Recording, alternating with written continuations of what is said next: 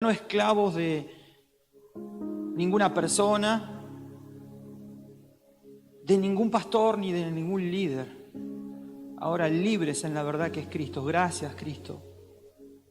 Gracias porque tú eres, ante la mentira de este mundo, una verdad que se sostiene a lo largo de los siglos y se sostendrá hasta el final. Señor, eres maravilloso. Eres asombroso. Eres asombroso, Padre. Estamos aquí en esta noche reunidos en comunión, disfrutando de la comunión con los hermanos, para escuchar tu palabra y para seguir, Dios mío, siendo direccionados, orientados, corregidos, introducidos y profundizando cada vez más en las Escrituras.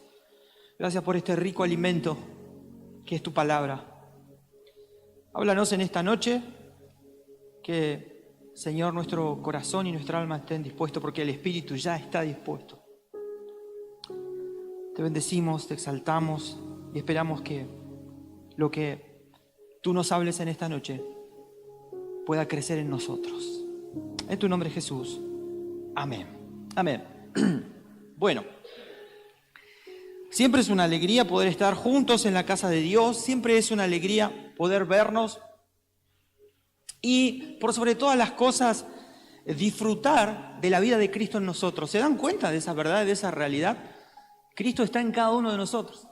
Cristo es el vínculo perfecto. Esto es lo que nos une. No que nos llevamos bien entre nosotros, sí, por supuesto que eso está. Pero hay un vínculo superior que nos une.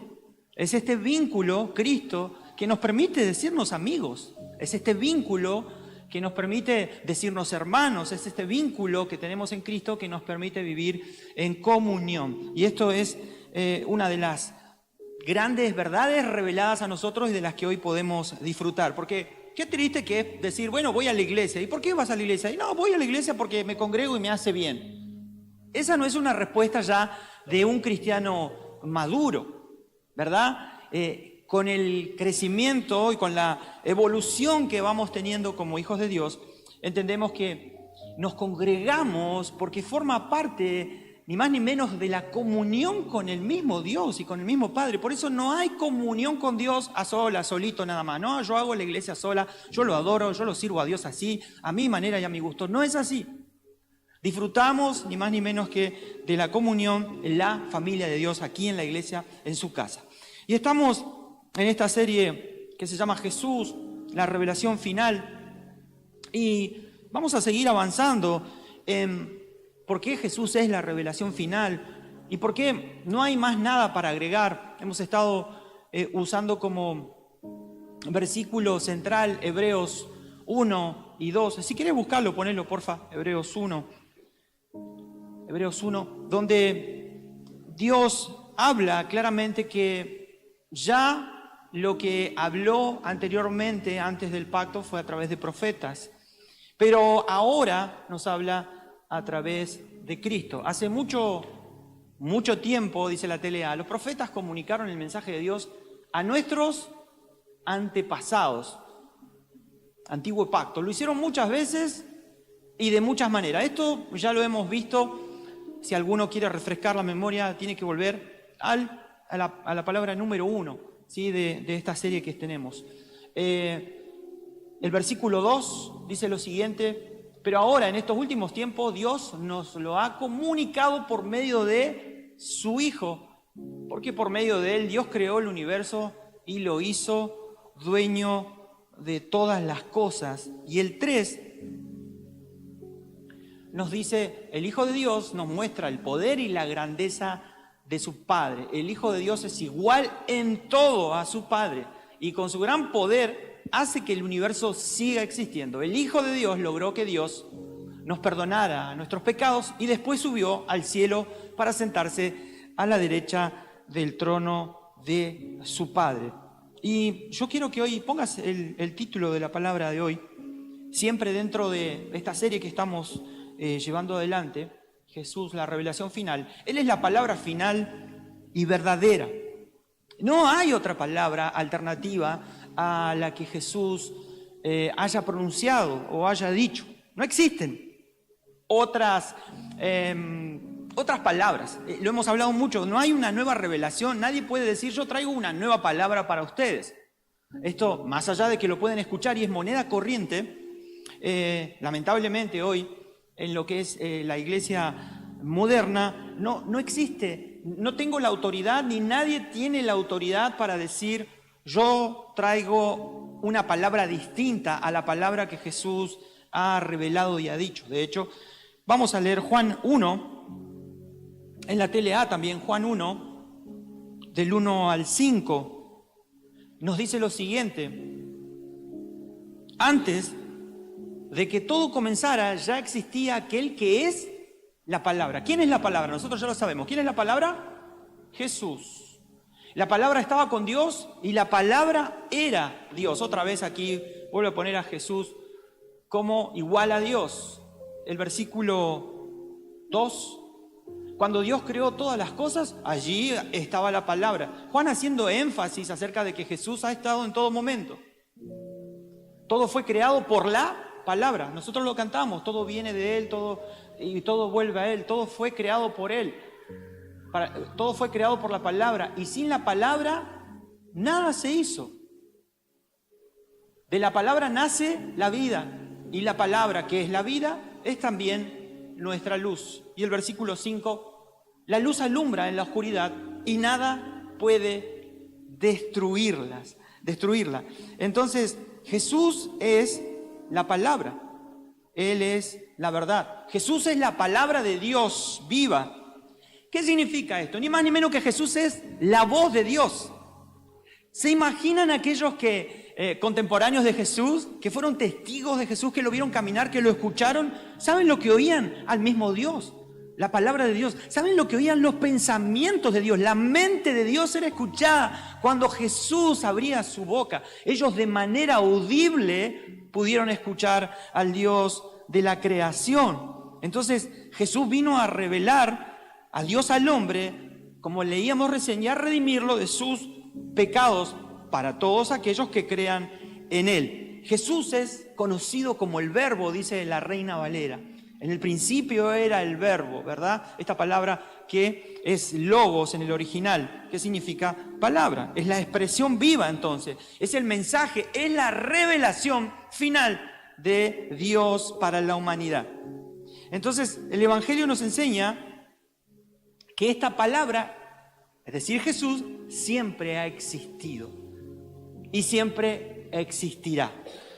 Estuvo con Dios desde el principio y luego se hizo carne para habitar entre nosotros. Vamos a ir a la primera imagen. Voy a avanzar rapidito. Entonces Jesús es la palabra hablada de Dios. Jesús es la palabra y la expresión perfecta del Dios invisible para la humanidad. Jesús es la palabra por el que Dios fue el medio a través del cual el Padre a través de Jesús trajo a la existencia su persona, trajo a la existencia sus atributos, trajo a la existencia su poder, porque vieron su poder, trajo a la existencia toda su persona. Esto es impresionante.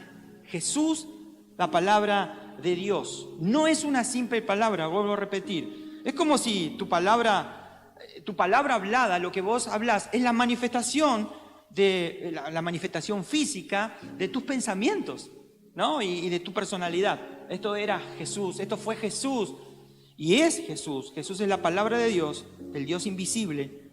Jesús es la verdad de Dios. Hoy vivimos en una época donde escuchamos muchas palabras.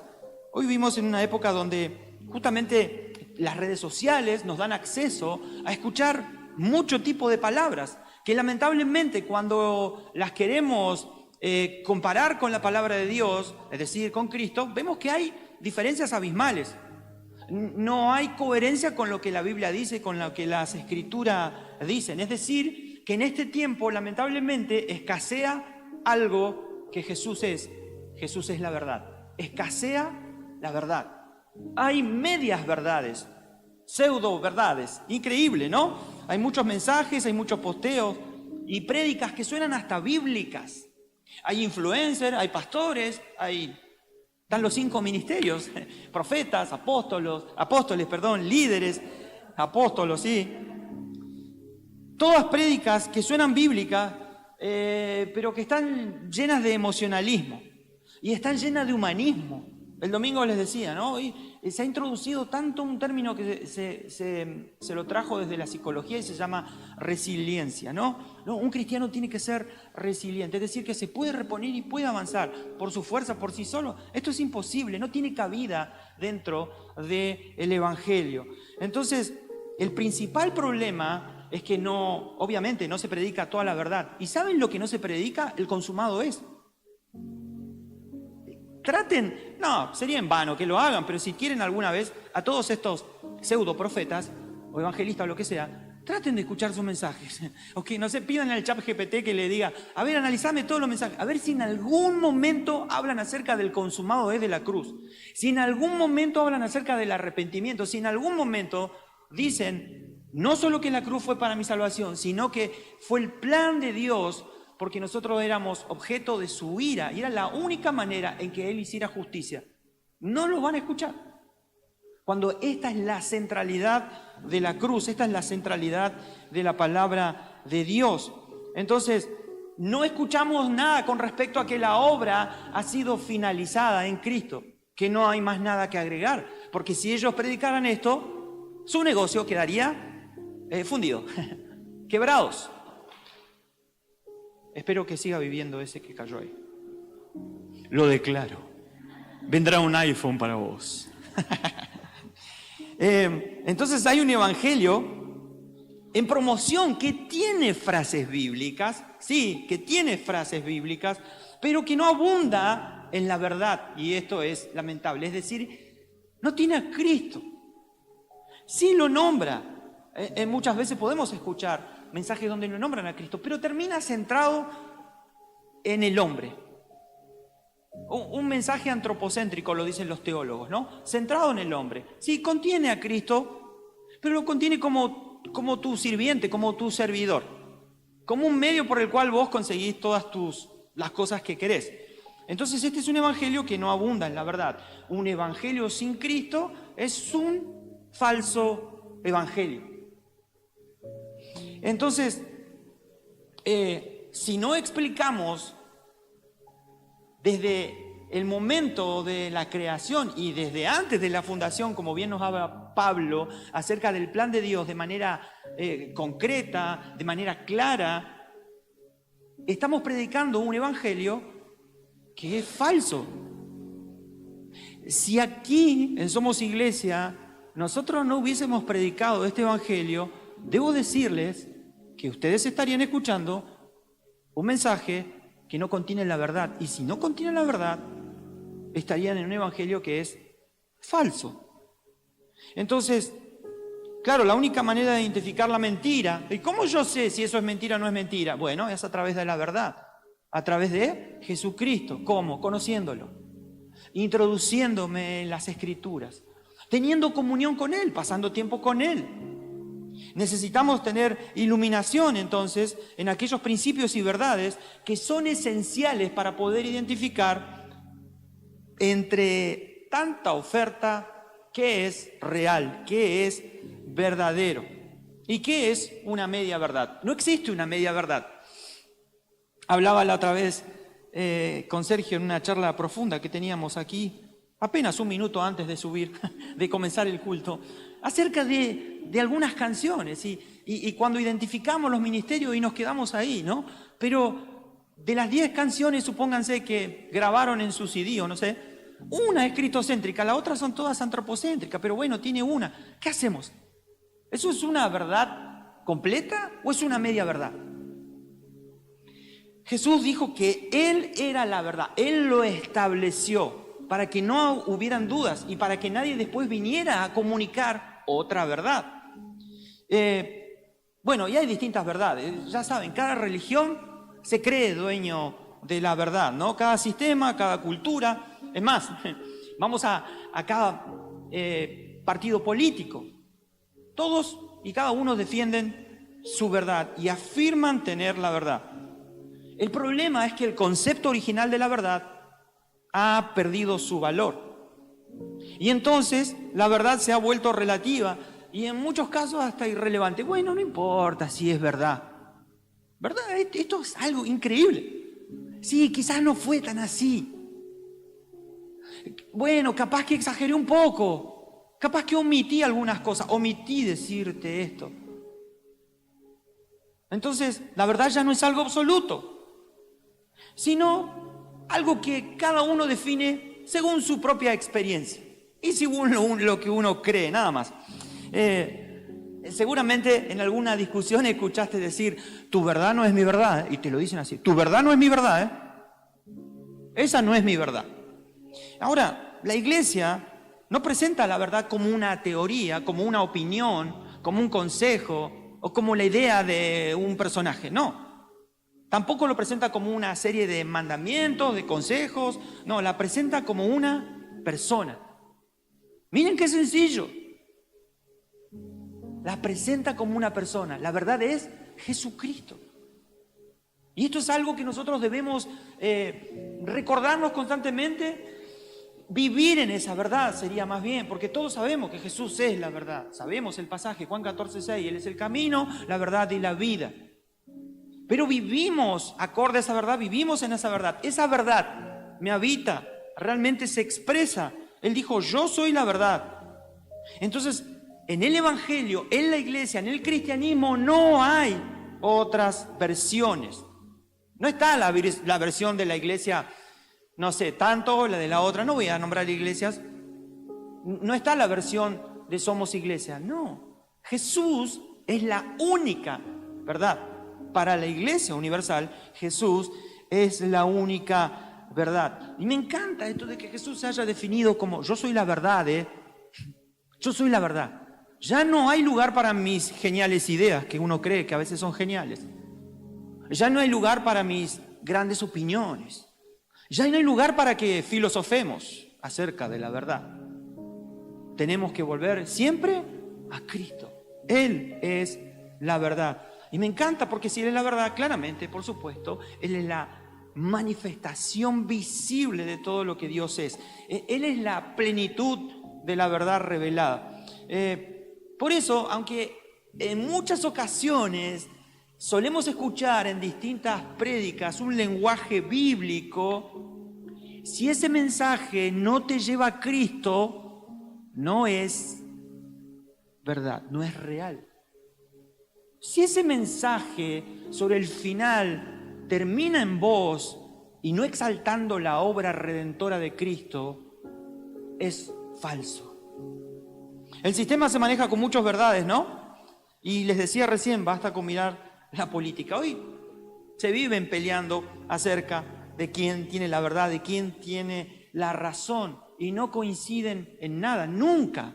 Mas los hijos de Dios siempre vamos a coincidir en que Cristo es la verdad. Cristo es la verdad. No hay más que discutir. Solo nos tenemos que poner ahora a profundizar en la vida de Cristo, en sus enseñanzas y a vivir como Él quiere que vivamos. Tenemos que dejar que Él crezca en nosotros, ¿verdad? Que se convierta en este Señor, que su señorío esté presente en nuestras vidas. Claro, el problema con estos mensajes o prédicas que escuchamos, que tienen medias verdades, es que se centran más en la emoción que en la razón, se centran más en la experiencia que en la convicción. Entonces, en este contexto, es que la espiritualidad hoy está muy de moda. ¿Ya escuchaste a influencers decir, por ejemplo, yo escucho música cristiana? Tenés que escuchar música cristiana. Pero ¿saben qué es lo más triste de esto? Que salgan algunos salmistas a robarlo a este influencer. Escucha mi música, escucha mi música. Qué triste. Qué triste. De esta manera, bajarle el precio al Evangelio. Entonces, es una espiritualidad que no tiene compromiso. En una iglesia donde no se te confronta, donde no se te lleva al arrepentimiento, es una iglesia donde la carne se siente súper cómoda. No, vení. Si acá todos somos iguales, ¿verdad? La iglesia, la famosa frase, que no está en la Biblia de nadie. La iglesia es un hospital. Acá todos estamos enfermos. La iglesia de Cristo es la novia. Dice su palabra que Él murió para hacerla perfecta, santa, para presentársela. ¿Cómo se pueden decir aberraciones como esa, no? Entonces, claro, nunca hay arrepentimiento. ¿Cuál es el problema? Que se enfrentan o están expuestos a una verdad que no es real y por lo tanto no hay transformación.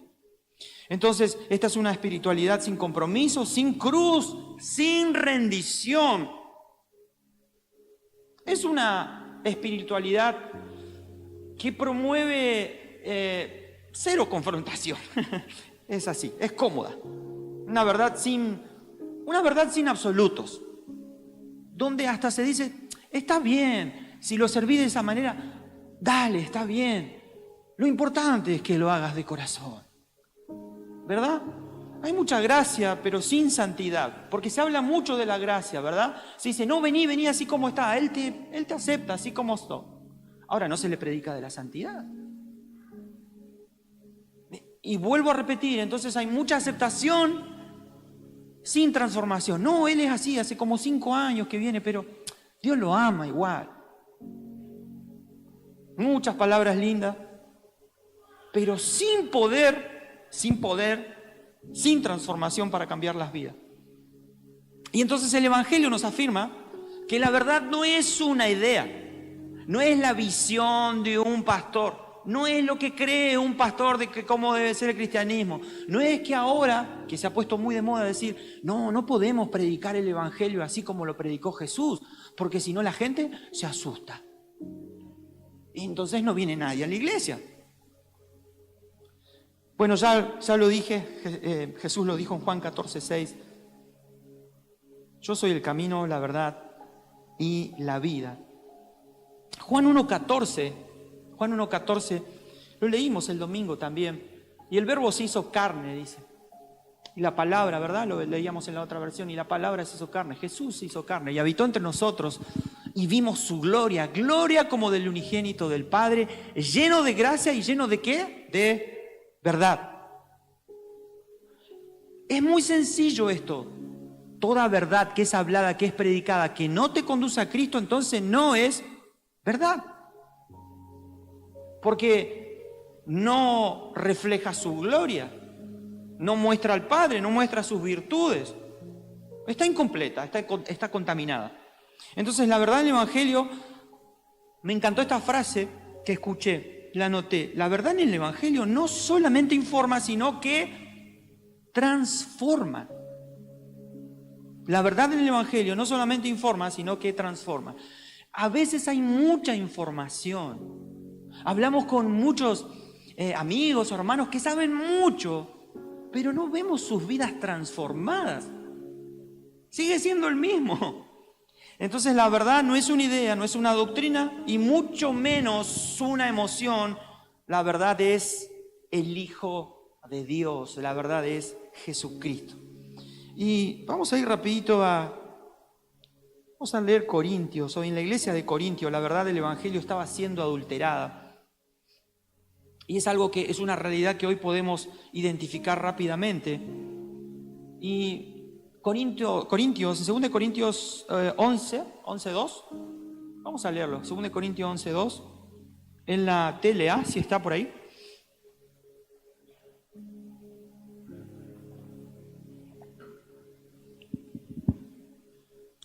Dice, Dios ha hecho, dice Pablo aquí, ¿no? Pablo es el fundador de esta iglesia. Dios ha hecho que yo me preocupe por ustedes.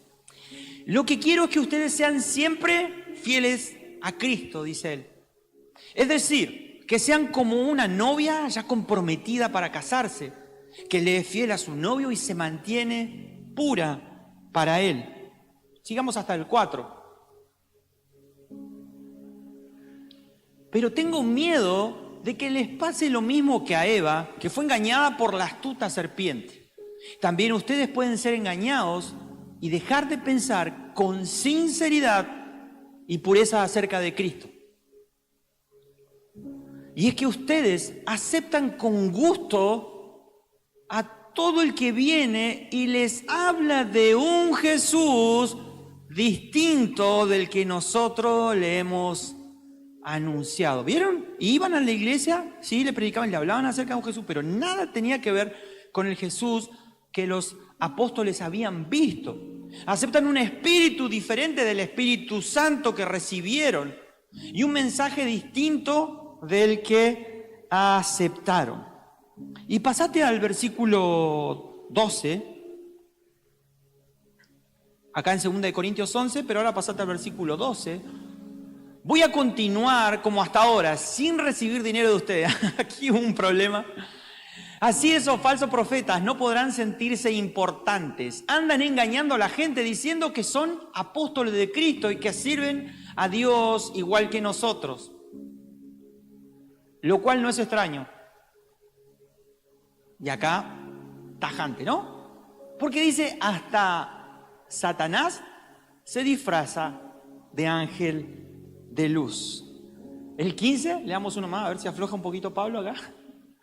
Y también sus ayudantes, sigue. Y también sus ayudantes se disfrazan de gente que hace el bien, pero al final recibirán el castigo que merecen por sus malas acciones. Algunos mensajes, vuelvo a repetir, suenan bien, parecen bíblicos, pero en realidad cambian el enfoque del evangelio. En realidad te empiezan a predicar de un Jesús que si has indagado en las Escrituras, si profundizaste, si tenés comunión con Él, decís, este Jesús no es igual al que yo conozco. No es el mismo de las Escrituras. Es un Jesús donde Cristo no es el todo en todos, sino que el hombre es lo importante. Esto es un evangelio que es llamado humanista, que pone al hombre en el centro. Lo saca a Cristo del centro, pone al hombre en el centro. Entonces, ¿qué hace este evangelio? Bueno, busca agradar, busca motivar, porque es la única manera en que vos puedas sostener una iglesia. Tenés que motivarlos, motivarlo y motivarlo, ¿verdad? De ahí, congreso del congreso, el precongreso, el poscongreso, el congreso que vendrá, el que vendrá por la eternidad, el de los siglos, para encuentro, de posencuentro y todo lo que se les pueda ocurrir. ¿Para qué? Para no dejarlos pensar. Esto es así, ¿eh? Esto es así. Esto es maquinado. Ya saben por quién. Entonces no te dejan profundizar en las Escrituras. La única verdad que vos escuchás es la que te dice el que está arriba, o tu líder, o quien sea, el profeta o el apóstol. Eso es lo único que escuchás. No te dejan tiempo para nada. Entonces la realidad es que la mentira claramente dice aquí que se disfraza de verdad. Se disfraza de verdad.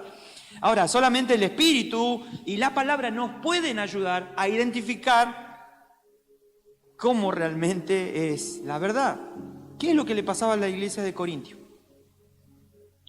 Se estaba enfrentando a un enemigo que no venía vestido de oscuridad. Astuto Satanás, ¿eh? Él es oscuridad, pero no venía vestido de oscuridad, sino que venía vestido de luz, venía disfrazado de luz.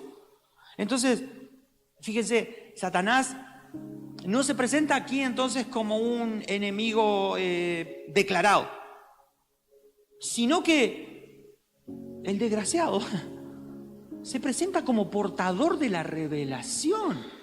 Se introduce en la iglesia como si fuera portador de la verdad. Y este es el verdadero peligro. No que te suene falso, sino lo que parece bíblico, pero está distorsionado. Falsos apóstoles aquí se habían infiltrado en la iglesia de Corinto. Me encanta porque, después lo vamos a leer, Pablo le llama superapóstoles, de manera irónica, ¿no? Estos hombres se presentaban entonces como representantes legítimos de Dios, pero Pablo se propone desnudarlos, ¿no? Y les prevé a la iglesia, los desenmascara y los llama entonces en una versión obreros fraudulentos e inmediatamente los alinea con Satanás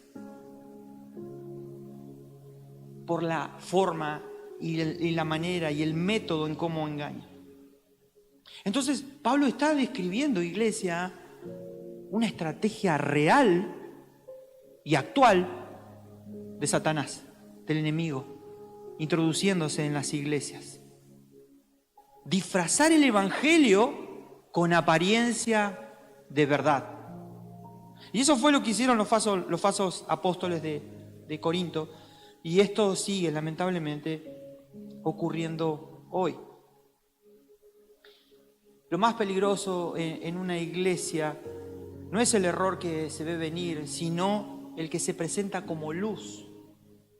Si una iglesia no está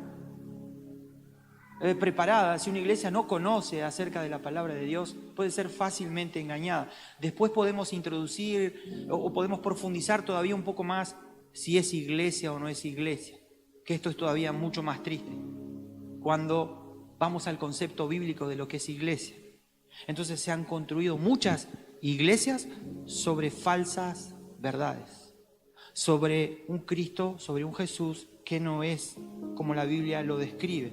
Entonces es muy grave la situación porque el enemigo, ¿se dan cuenta de esto? ¿Saben lo que pasaba en esa iglesia? El enemigo estaba predicando. Esto es lo que estaba sucediendo. El enemigo subía a predicar. No sé si tenían reuniones como nosotros, pero el miércoles subía el enemigo a predicar. El sábado y el domingo también. Esto es lo que le estaba sucediendo a esta iglesia. Estaban siendo enseñados, estaban siendo ministrados en la iglesia por falsos profetas. ¿Cómo sucedió esto? Bueno, 2 Corintios 11:15 le dice, no, y también sus ayudantes se disfrazan de gente que hace el bien, pero al final reciben el castigo que merecen por sus malas acciones. Estos son siervos que aparentan ser hijos de Dios, pero llenos de un mensaje contaminado, usan un lenguaje bíblico, pero su fin no es la vida eterna, iglesia, Hablan de Dios, pero ponen en el centro al hombre, se presentan como líderes espirituales, pero lo que dice Pablo es tremendo, dice, porque al final recibirán el castigo que merecen por sus malas acciones. ¿Saben? No va a importar la cantidad de seguidores que tengan en sus cuentas de Instagram. No va a importar. No va a importar si sus iglesias estuvieron súper llenas o media llenas o un poco llenas. No va a importar. Ellos al final recibirán el castigo de no haber predicado el evangelio. Entonces, aparentemente era algo que los corintios no podían ver, estaban siendo engañados. Era una imitación sutil de la verdad, del evangelio que ellos habían recibido, y esto es lo que lo hacía tan peligroso, algo que parecía correcto, pero que cambiaba el enfoque.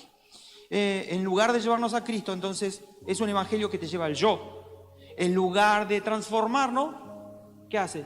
Nos da comodidad, nos hace sentir bien todo el tiempo.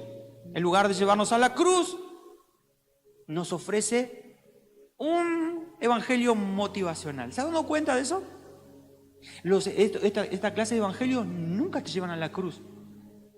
Nunca te dicen, tenés que negarte. Si querés ser discípulo de Jesús, si querés ser seguidor de Jesús, tenés que negarte. Tenés que abandonar tu manera de actuar, de pensar. Tenés que abandonar todo lo que crees que vos podías hacer.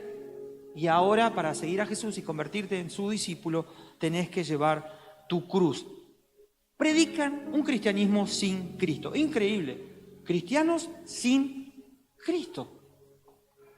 Mezclan lo verdadero con lo falso, lo bíblico con lo emocional, y lo santo lo reemplazan por cosas humanas.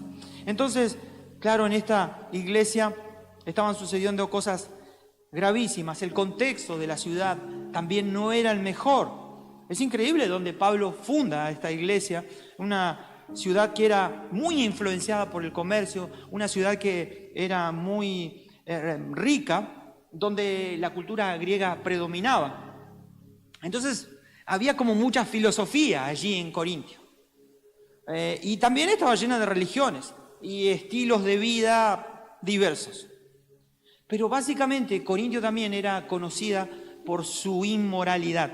Allí estaba el templo de Afrodita. Hace un unos meses Andrés nos habló acerca de lo que sucedía allí. Entonces se promovía la prostitución como un ritual, como parte del culto. Y todo esto era lo que quería infectar a la iglesia de Corintios. Entonces allí es donde Pablo, en este ambiente, funda esta iglesia. Y la iglesia comete un grave error aquí, que comienza a seguir al hombre en vez de seguir a Cristo.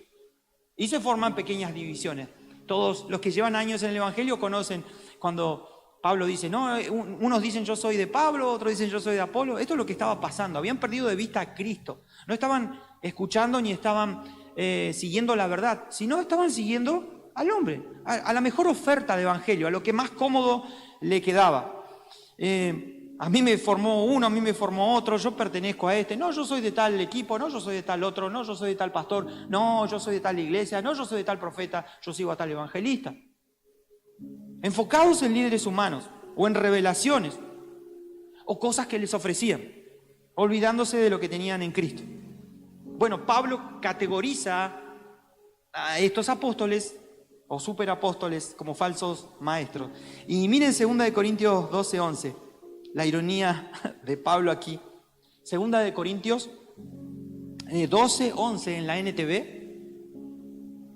Dice, ustedes hicieron que me comportara como un necio. Léanlo después porque es muy interesante lo que sucede aquí. Deberían estar escribiendo elogios acerca de mí, dice Pablo, ¿no? Me encanta la ironía de Pablo aquí. Porque no soy de ninguna manera inferior a esos superapóstoles. Parece que la iglesia, no, acá vienen unos superapóstoles que prometen esto, que prometen aquello. Dicen, aun cuando no soy nada en absoluto. El 12, pone uno más. Cuando estuve con ustedes les di pruebas de que soy un apóstol, pues con paciencia hice muchas señales, maravillas y milagros entre ustedes. Que eran falsos maestros, que hablaban lindo, que impresionaban con su presencia, con su retórica, que eran seguramente carismáticos, elocuentes, emocionales, ¿verdad? Con un evangelio cómodo. Pero ¿sabe cuál es el problema? Que era un evangelio vacío de poder, porque no contenía a Cristo. No había transformación. La iglesia se había detenido. Por eso es que Pablo fue tan claro y fuerte, diciendo, no todo lo que brilla es luz. No todo lo que brilla es luz. Hoy lamentablemente hay mucho de esto. No, mirá, si él es alguien destacado, él es alguien que brilla. ¿Vos te pensás que Cristo no está con él? Sigámoslo, ¿verdad? ¿Se dan cuenta hoy que en las discusiones que hay lamentablemente defendiendo a un superapóstol, nadie habla acerca de Cristo? Está ausente la verdad. Solamente hay alguien poniéndose del lado de un hombre. Es triste lo que sucede aquí. Entonces, este es uno de los engaños más sutiles y populares. El evangelio centrado en el hombre. Positivismo, ¿no? Suena incluso hasta bíblico. Vamos a la siguiente imagen. Un evangelio que retrata a Dios únicamente como aquel cuya función es satisfacer nuestras necesidades y deseos es, sin duda, falso. Falso. Que nos dé salud, que nos dé prosperidad, que nos dé mucho éxito y que nos dé todo lo bueno. Que me ayude a realizarme personalmente. Veíamos, estuve así de traer un video. Yo voy a traer el miércoles que viene, no alcancé tenía que editarlo y demás. Pero a modo de spoiler. Una profeta muy conocida hoy, profetizándole a otra profeta. No saben las barbaridades, mantos, coronas, qué sé yo. Multitudes, naciones van a venir, así le decía, naciones van a venir a vos, y le daba el nombre. Naciones van a venir a vos. Vendrán a buscar la sabiduría en vos. Ya lo van a ver junto conmigo. Entonces, ¿qué es lo que hace este falso evangelio? Ya no se trata entonces de la gloria de Dios, sino se trata de nuestros deseos y nuestras necesidades. Entonces Dios pasa a ser mi sirviente. Ya no es más mi Señor. Entonces, si hay algo que hemos entendido es que el plan de salvación no fue diseñado para satisfacer nuestras necesidades y deseos. De ninguna manera. Eso no es bíblico. El problema era más grande, el problema era el pecado. Para eso fue diseñado el Evangelio, para eso fue diseñado el plan de salvación, para eso Cristo vino aquí. Entonces la solución del pecado fue la cruz de Cristo. Por eso Pablo, en el capítulo 14, no lo vamos a alcanzar a ver ahora, pero del verso 7 al 9, él dice que el hombre ahora ya no vive para sí. Lo hemos leído muchas veces, ¿no? Sino que vive para el Señor. Ya no somos dueños de nosotros mismos, dice Pablo aquí. Entonces el verdadero evangelio sí o sí pone a Cristo en el centro, no al ser humano. Vamos a creo que es la última, no recuerdo si es la última imagen. Pero el falso evangelio tiene apariencia de verdad. Promete, esta es una de las mejores cosas, es muy atractivo. Promete bienestar inmediato, pero oculta el llamado al arrepentimiento. Nunca se te va a hablar, vení tal cual sos, y vas a tener bienestar inmediato. Oculta además la santidad, oculta tomar nuestra cruz y negarnos para seguir a Jesús. El falso evangelio no contiene nada de esto. Lo único que contiene es que te promete bienestar inmediato. Es un pseudo evangelio. Dios deja de ser el Señor para convertirse ahora en un recurso más que yo tengo para lograr mis planes y mis deseos.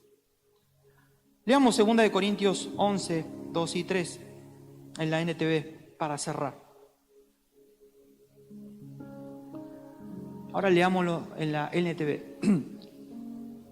Pablo dice aquí, pues los celo con el celo de Dios mismo. Es impresionante la declaración de Pablo aquí. Dice, los prometí como una novia pura a su único esposo, Cristo. El 3. Pero temo que de alguna manera su pura y completa devoción a Cristo se corrompa, tal como Eva fue engañada por la astucia de la serpiente. Quedémonos en el 2. Pues los celo con el celo de Dios. La iglesia de Corintio entonces estaba en graves problemas de abandonar la fe en Cristo. Algo que hoy también le pasa a muchas iglesias que están expuestas a falsas enseñanzas. Pastores. Es increíble esto. Así como hay pastores que hoy se han acercado a la verdad, que celebramos y nos alegramos tanto. Hay pastores que estaban en la verdad que ahora ofrecen sus púlpitos a pseudo cristianos o pseudo apóstoles, a falsos profetas. Pero miren lo que dice Pablo aquí, ¿no? Hay un sentimiento de protección de parte de Pablo con la iglesia que él fundó. Parece hasta un tanto poético en algún punto el versículo. Los prometí como una novia pura a su único esposo Cristo, pero sin dejar de decir una gran verdad bíblica. Fíjense que hasta en esto Pablo es bíblico, ¿no? Pablo había guiado a muchos a Cristo. Y ¿saben lo que está haciendo Pablo aquí? Se está colocando en la postura de padre, sí, como un padre. Como un padre que está comprometiendo a su hija en matrimonio con el novio. Esto es lo que está haciendo aquí Pablo. Dice, los celo con el celo de Dios mismo, porque los prometí, ¿no? Él se coloca entonces en este papel de padre de la iglesia, pero ubicándolos y diciéndole, hey, ustedes son la novia de Cristo. La iglesia es la novia de Cristo. Y hay algo que muy interesante, mientras leía hoy, que sucedía en la época en que Pablo escribe la carta. Dice que los compromisos de boda eran mucho más largos que los que hoy nosotros conocemos. Entonces el padre incluso podía permitir que su hija se casara años después de que el novio la pidiera en casamiento. Pero acá está donde Pablo se identifica. ¿Saben cuál era la responsabilidad entonces del padre que daba en compromiso a su hija? Era cuidarla, era protegerla, incluso protegerla de la virginidad y que su hija tuviera un bienestar hasta que estuviera casada y segura con su esposo. Este era el celo de Pablo por la iglesia. Pablo dice que los corintios estaban comprometidos con Cristo. Les recuerda que pertenecen a Cristo de la misma manera que una novia prometida le pertenecía a su esposo prometido. Entonces Pablo dice, bueno, es mi deber, es mi responsabilidad protegerlos de cualquier intento de desviarlos de su verdadera fe en Cristo, lo que un día les permitirá vivir eternamente con Cristo. Y lo que está diciendo Pablo es un énfasis que él mismo hace en Efesios 5, 25 y 27. Efesios 5, 25 y 27. Para los maridos eso significa, ame cada uno a su esposa tal como Cristo amó a la iglesia. Él entregó su vida por ella, a fin de hacerla, miren, a fin de hacerla santa y limpia, al lavarla mediante la purificación, ¿de qué? ¿Mediante la purificación de qué? Solo de la palabra de Dios. Una iglesia no puede ser purificada si no es a través de la palabra de Dios. Entonces una iglesia que no escucha la verdadera palabra de Dios no está siendo purificada. El 27 dice, lo hizo para presentársela a sí misma como una iglesia gloriosa, sin mancha ni arruga, ni ningún otro defecto. Será, en cambio, santa e intachable. El matrimonio es un reflejo terrenal de la unión sagrada entre Cristo y la iglesia. Y Apocalipsis 21, él dice que se describe que en el fin de los tiempos, él habla acerca de las bodas del Cordero, ¿no? Los que han leído Apocalipsis, donde la iglesia es presentada como una novia ataviada para su esposo, sin manchas. Entonces, en este tiempo de tantas corrientes que dicen ser cristianas, en este tiempo donde se intenta desviar a la novia de Cristo para que tenga otros amores, se les presentan otros prometidos. ¿Se dan cuenta? ¿Se dan cuenta la barbaridad que están haciendo con la iglesia de Cristo? Presentándoles a otros prometidos, a otros futuros esposos que no son Cristo. Debemos mantenernos fieles a la verdad que es Cristo. Jesús es la verdad. Y hay algo que nos tiene que ayudar a perseverar en la verdad y es justamente el conocimiento de las Escrituras. Entonces, iglesia, el Evangelio comienza con Cristo y termina con Cristo. Vamos a la última imagen y pónganse de pie.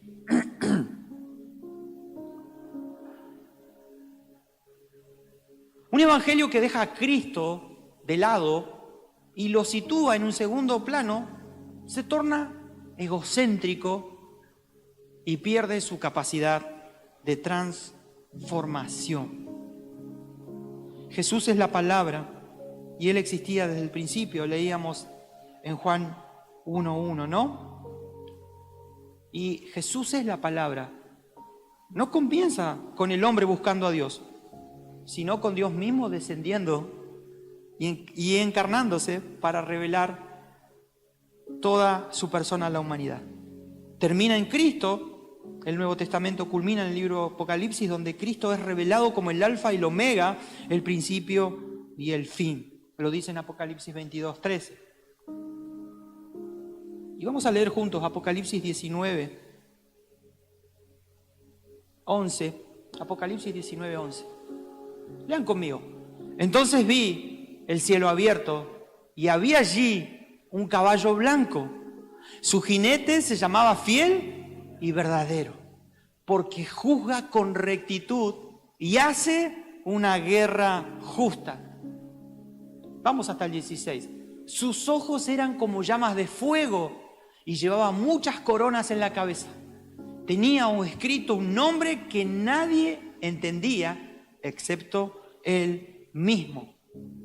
Llevaba puesta una túnica bañada de sangre y su título era la palabra de Dios.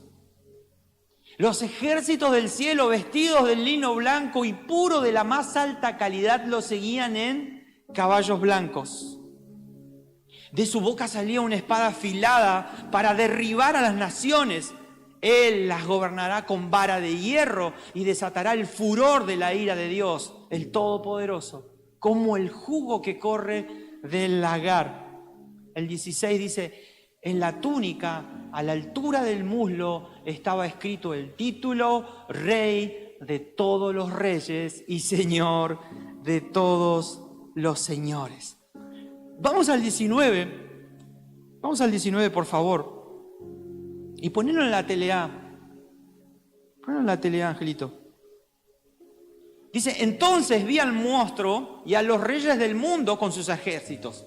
Se habían reunido para pelear contra el que estaba montado en aquel caballo blanco. Estamos hablando de Jesús, lógicamente. Y contra su ejército. El 20.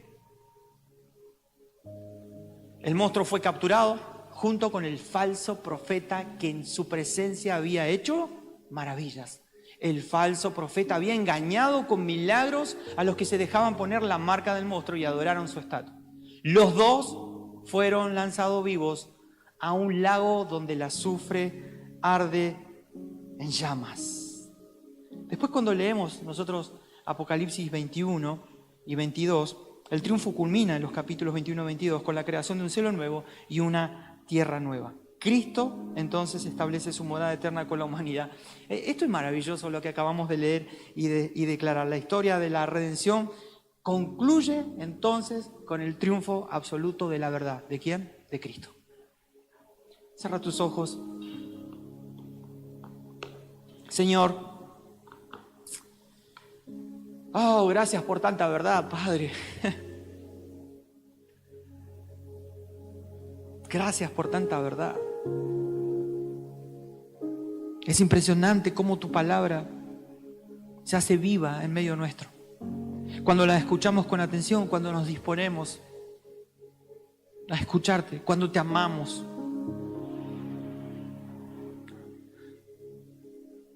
Es tan fuerte tu voz como habla a través de las Escrituras. Es tan clara, es tan audible, Señor, es tan audible tu voz.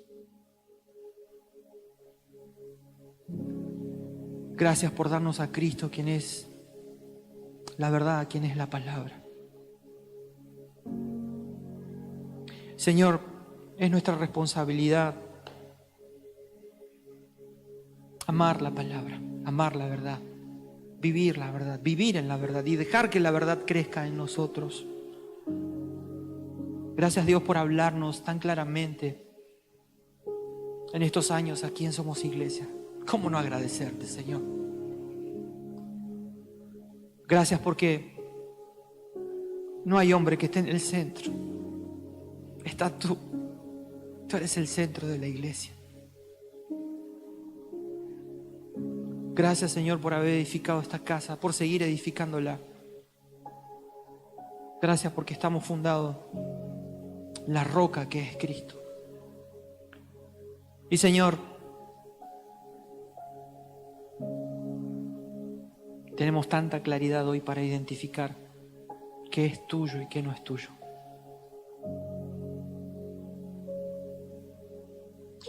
Oramos, Señor, quizás por amigos y hermanos que todavía están perdidos.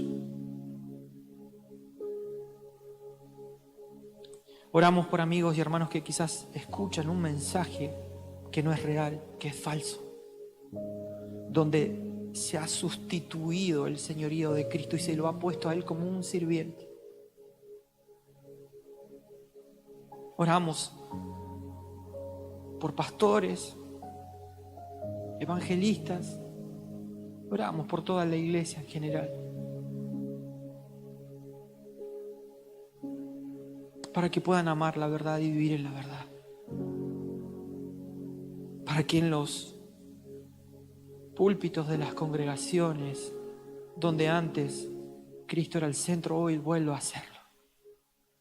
Para que en las iglesias Cristo sea el Señor, Cristo sea el dueño, Él sea el jefe, Él sea el quien edifique. Para que Cristo sea admirado, no el hombre.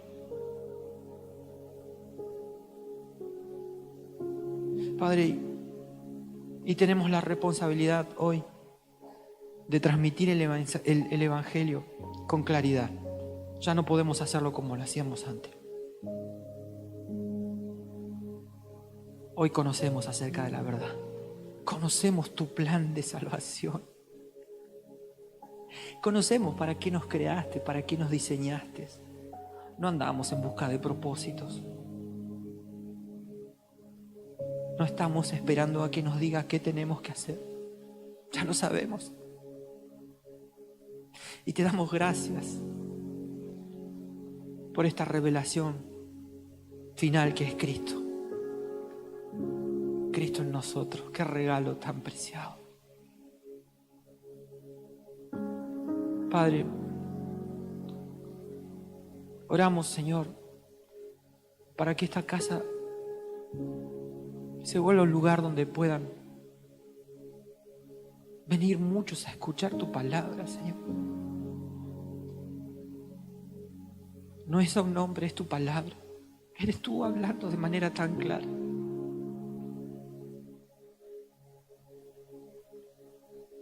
Y que no sea solo información, sino transformación en nosotros que hoy estamos aquí. Gracias te damos, Señor, por todos los que estamos aquí. Oramos por aquellos que también nos acompañan desde sus hogares, aquellos que después escucharán esta palabra. Oramos para que tú seas la única verdad en medio nuestro. En tu nombre, Jesús. Amén y amén.